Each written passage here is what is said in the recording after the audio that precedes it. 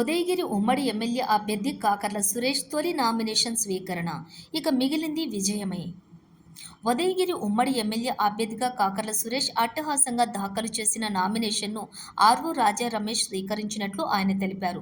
మొత్తం Kakarla Suresh 4 nomination sets దాఖలు చేయగా మూడింటిని తిరస్కరించి మొట్టమొదటి చేసిన నామినేషన్ స్వీకరించారు.